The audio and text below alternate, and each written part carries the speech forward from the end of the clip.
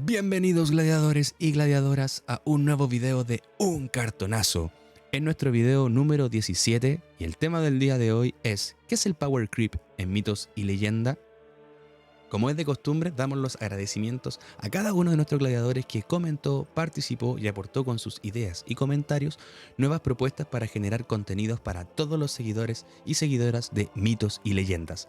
También es importante destacar y recalcar la importancia de las personas que nos escriben de todos los lugares del mundo y que nos aportan sus comentarios, felicitaciones y buenas ideas para seguir trabajando en este proyecto. Muchas gracias, esperamos que las banderas y símbolos de sus localidades se vayan aumentando día a día a partir de que se vaya generando mucho contenido de mitos y leyendas. Al último, quédense al final del video porque nuevamente tenemos la sección El Momento Retro de la revista Cubin.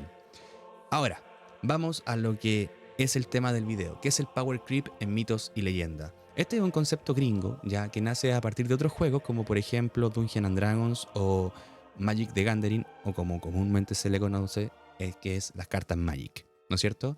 Y el término de Power Creep se refiere al acto de añadir nuevo contenido al juego que es más fuerte que el contenido anterior. Es decir, por ejemplo, en mitos y leyendas, la edición que viene después de otra, siempre esa va a ser mayoritariamente de las veces más fuerte porque te genera un sentido comercial. O sea, yo tengo que vender, tengo que generar ganancias del producto, por ende cada día tengo que ir generando cartas más fuertes para poder vender dicho producto.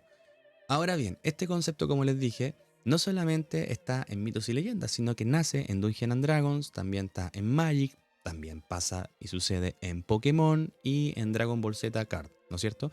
Pero también se da en juegos como por ejemplo League of Legends o Age of Empires 2 o también Call of Duty, en el que por ejemplo a todos los jugadores que en su momento estuvimos en la droga de League of Legends, sabíamos que por ejemplo en la temporada 1 o 2 el poder de los campeones con los que uno jugaba no es el mismo al que se encuentra actualmente. Por cierto, yo dejé de jugar League of Legends por lo mismo, porque no me parecía atractivo los campeones que eran demasiado fuertes versus a la estrategia y a las mecánicas que se generaban en la Season 2 o al inicio del juego. Lo mismo pasó con Age of Empires, que fueron agregándole nuevas extensiones, nuevas culturas, para poder así generar también una atracción por parte de los jugadores y que esto a su vez tengan la intención de comprar. Recuerden que también los juegos y los TCG están determinados por la oferta y la demanda, tal cual como lo explicamos en los videos anteriores, relacionados por ejemplo con el mercado establecido versus el mercado negro o mercado secundario, como nos señaló un gladiador, o también por ejemplo qué es la oferta, qué es la demanda, la elasticidad de los productos, el efecto Vebler, etcétera, etcétera. Esto es importante tenerlo presente porque las empresas tienen que vender y tienen que generar ganancias, eso es el sentido. Pero en muchas oportunidades tampoco no se cuida mucho el juego y crear habilidades más fuertes es lo más fácil. Y aquí por ejemplo voy a dar una estadística o un gráfico de qué fue lo que pasó a medida que, por ejemplo, en primer bloque se fue generando. Salió Espada Sagrada era la primera edición de Segunda Era, recuerden que ese es el concepto que usaba Salo en aquella época. Y en la medida que fueron sacando ediciones, este Power Creep se fue manteniendo en el tiempo hasta que ella genera un quiebre. Por ejemplo, salió Espada Sagrada, después salió Espada Sagrada Extensión, que no tenía las extensiones, por ejemplo, de las razas de Fire o Dragón, solamente tenía caballeros. Después Helénica prometía mucho, pero no cumplió tanto las expectativas porque, por ejemplo, las cartas tienen las cartas cabrones, las buenas, ¿no es cierto? Tienen un coste demasiado alto, lo que en algunos casos también lo hace un poco injugable. A lo mejor ahí también pudiera en algún momento a lo mejor bajarle uno de costes, por ejemplo un Thanatos o un Zeus que quedará con coste 4.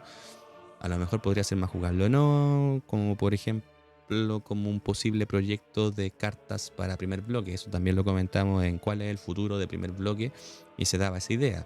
O también mantenerlo de la forma clásica tal como está, pero su poder en sí nunca se igualó o superó al de Espada Sagrada. Lo mismo pasó, por ejemplo, con Imperio Extensión, que para nosotros está un poquito más abajo.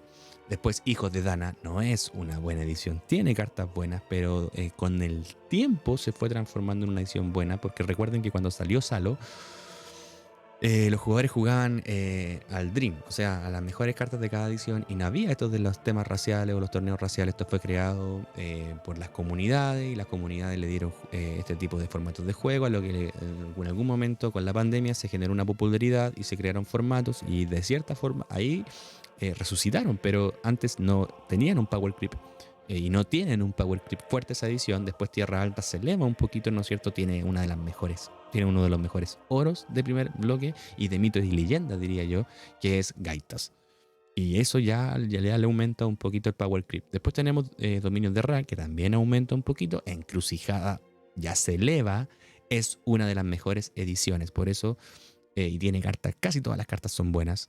Si ustedes quieren jugar Mito y Leyenda y quieren asegurarse, compren una de Encrucijada. Incluso es más, si se fijan en los precios que tienen en las tiendas o bien en Casa 1000, nunca baja tanto como por ejemplo baja Imperio, Lénica o Hijos de Dana o Espada Sagrada de Cruzada.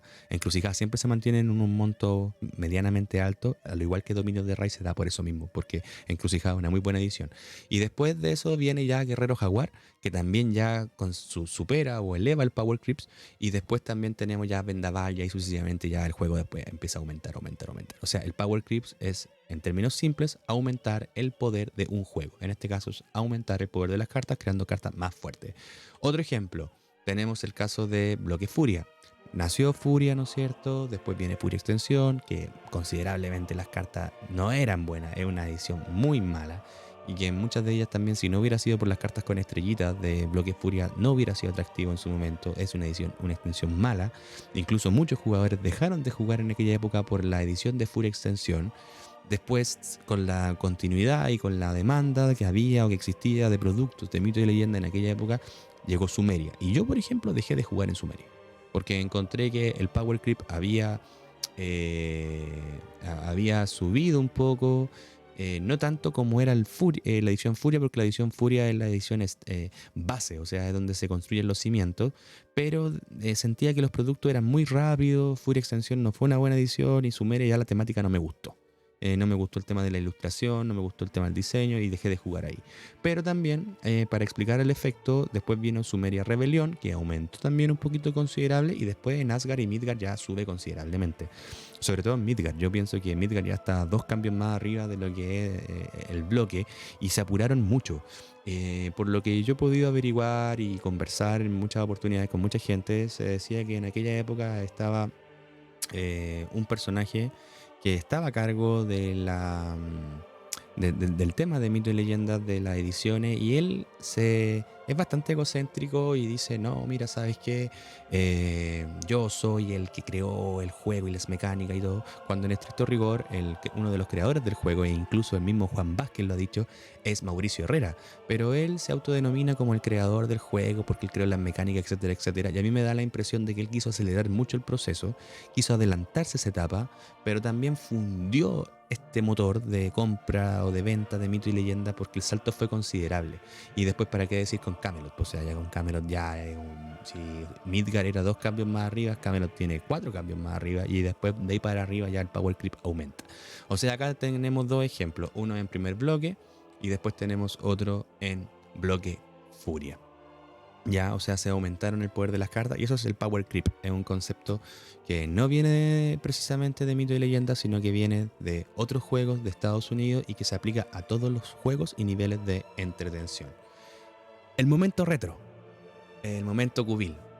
Como ya es de costumbre, en algún otro video hemos hablado de esto, y acá vamos a leer la pregunta que se hizo en aquella época en la revista Cubil. Dice, la otra vez me jugaron Arca de la Alianza que decía que todas las cartas, entre paréntesis, armas, aliados, etcétera, destruidas en el turno en que se jugaba ese talismán, se ponían en juego nuevamente. Mi pregunta es, las cartas que yo le destruí atacándole el castillo directamente del castillo al cementerio, ¿vuelven al juego?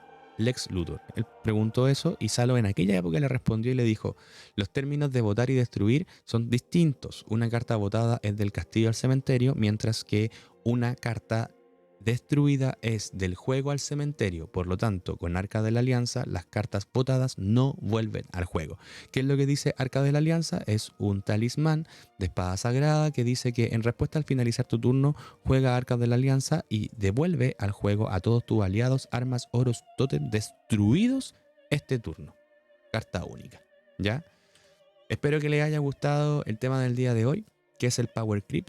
Lo intenté explicar de una forma muy simple. También les intenté transmitir que no es un concepto que viene de mito y leyenda, sino que viene o se aplica en todos los juegos. En el momento retro aprendimos algo, una diferencia entre destruir y votar. Y la idea es que comenten y compartan este tipo de videos para que la comunidad tenga mayor conocimiento, y el conocimiento es poder. Como es de costumbre, juega donde quieras, juega como quieras, juega mitos y leyendas, larga vida al juego número 1 del reino. Nos estamos viendo.